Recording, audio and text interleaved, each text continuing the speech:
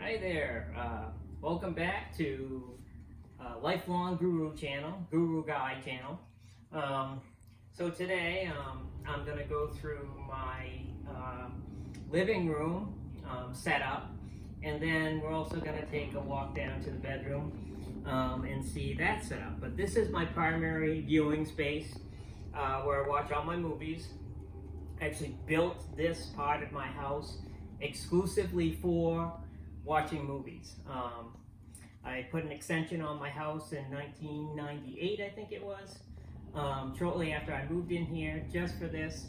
It is a 24 by 12 room.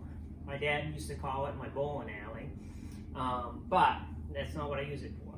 So first we'll start off obviously with the television set.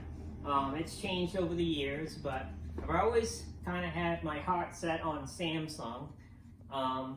I've looked at Sony's in the past, but they always seem to be overpriced. Very good channel TVs, but Samsung, more affordable, beautiful picture. So this one is an 82-inch Samsung, and I'm very happy with it. I've had it for probably 4 years now.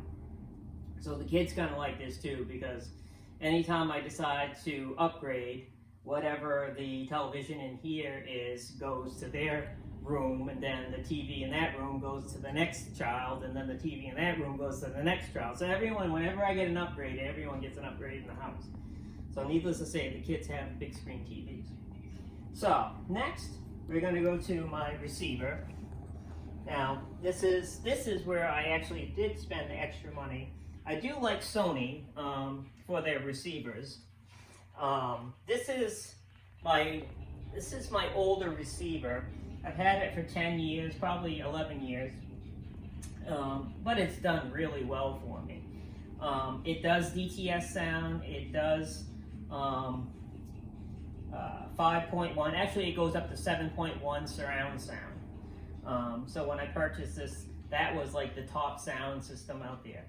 Now, of course, they have Dolby Atmos and DTS-X, which are channels or programs that this receiver doesn't support. So that's why I want to, move up and see. It's been 10 years, so I think it's time for an upgrade there. Kind of excited to do that. So next, we're going to switch over here. I'm going to do just a quick walkthrough, just kind of more or less a count. But surround sound speakers, I'm one of the people that kind of accumulate speakers over time.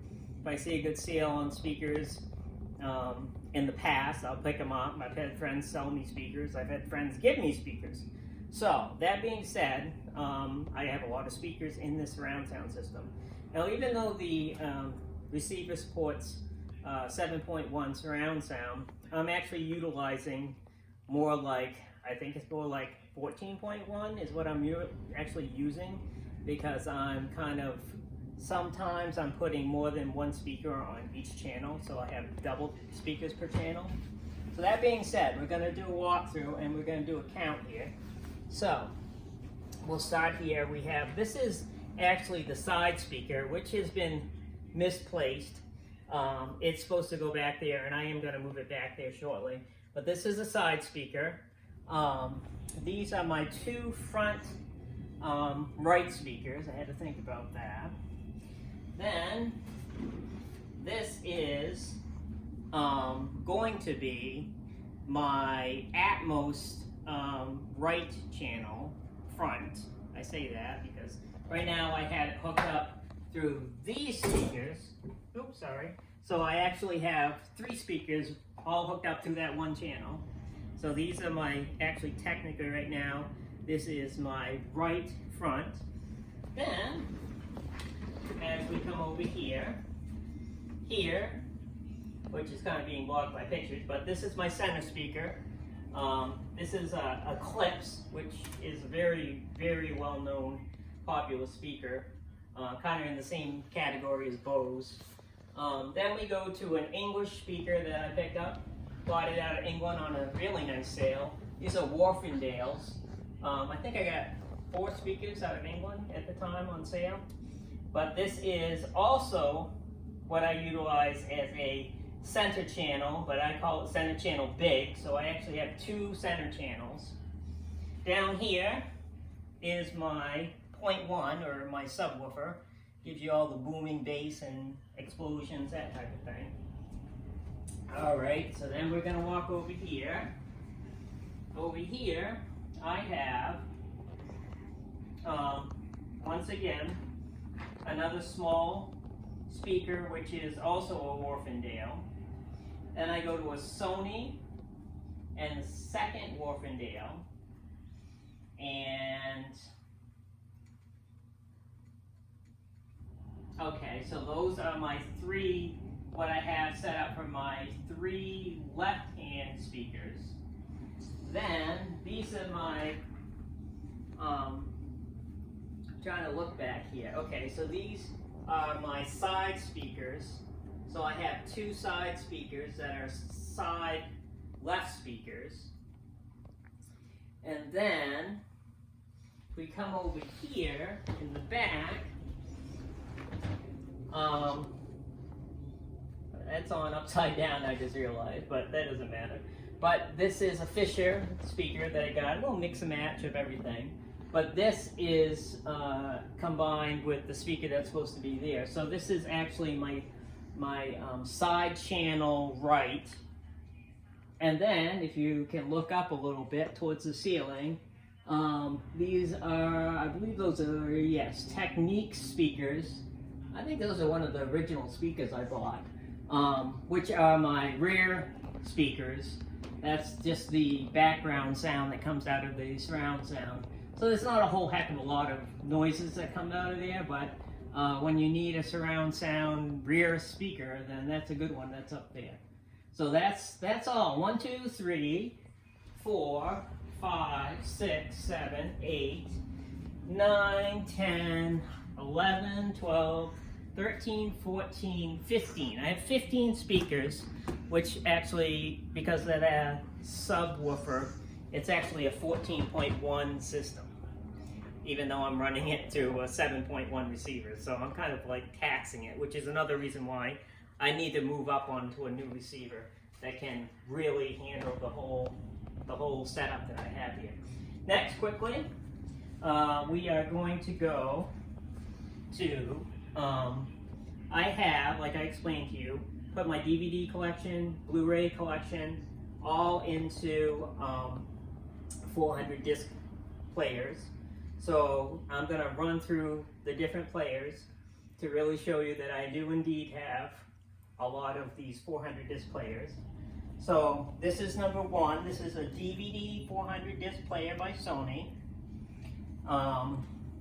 Over here we have the second DVD 400, another Sony. Actually, I'm not even going to say Sony because I think every single thing I bought is by Sony. They're all Sony. So actually that's DVD 1. This is DVD 3.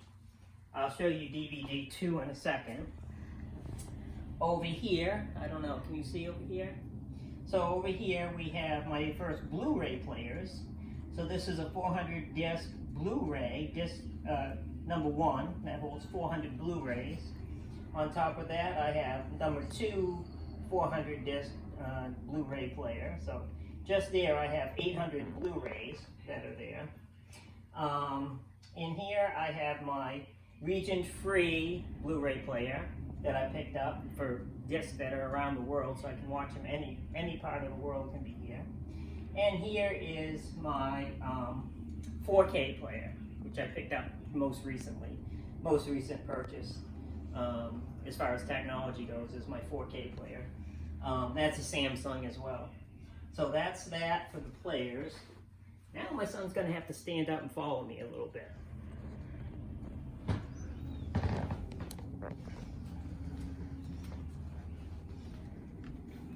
You still recording? Okay, and we still good? Okay, so now I'm going to run through these real quick because they are hidden behind the TV because it kind of gets cluttered after all these get crammed into the corner. So, right here we have DVD 400 player number 4.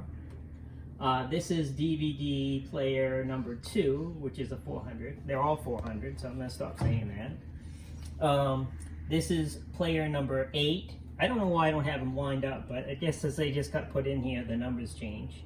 So this is number 8 DVD, number 9 DVD, number 10 DVD, and number 11 DVD. So 1, 2, 3, 4, 5, 6 players there. So 6 by 400, 2400. And then this is going to be a little tricky, but hopefully my son can squeeze back here and see. But we're just going to get a little side view of this. So behind those set of DVD players, I have a second row. 1, 2, 3, 4, 5, 6 again. So if you look at the bottom, this is number 5 DVD, number 6 DVD. Then we go to number 12 DVD. Then this is a Blu-ray, which is number 6 Blu-ray. The missing numbers, we're going to show you where they are shortly. Number 6 Blu-ray player, which holds another 400. And then this one is, I think this is DVD player number, no, what the heck is this? I think this is my brand new player that I just put in, which is number 9. No, well anyways, it doesn't matter. And up here, this is my brand new one. This is the one I just purchased recently. I haven't even put any Blu-rays in it, but this is for future Blu-rays. I do have a bunch to put in there. I just hooked this up like 2 days ago. So it is good to go. It's just not ready to run right now. So that takes care of the living room. Well, wait, but wait, there's more. I forgot, the back of the living room. Now, this is like the history, this is almost like a history lesson. So, this is the first high-definition television set that was available on the market. It's a monster, as you can see, this is huge. But it literally was the first the first high-definition TV. It was made by Zenith. I had to purchase it out of California and have it shipped here. So in order to get this to its resting place, which at the time was a living room in the front, I literally had to tear my stairway out to have this go up the stairs because it wouldn't come up the stairs. It was too damn big. So at that time, I did not have children.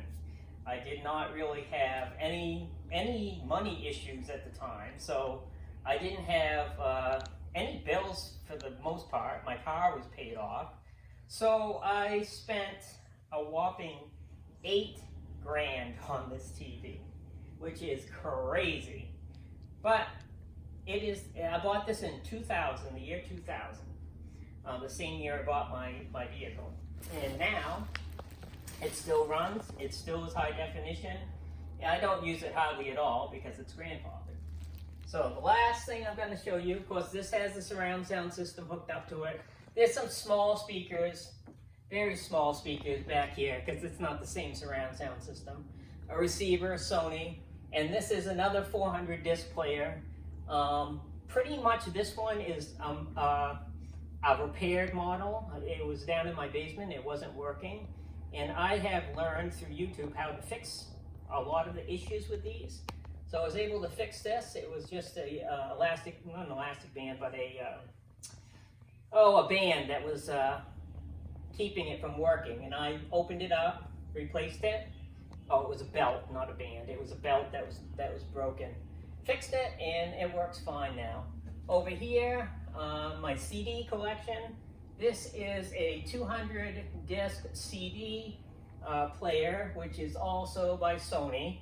So this is kind of my aged surround sound collection. And then of course the movies, I've already kind of showed you the movies on the sides. Someday I'll go over that. But that is that. Now we got one more room to go to. So we're gonna pause and then we'll come back with part 2 of this video. So we'll be right back.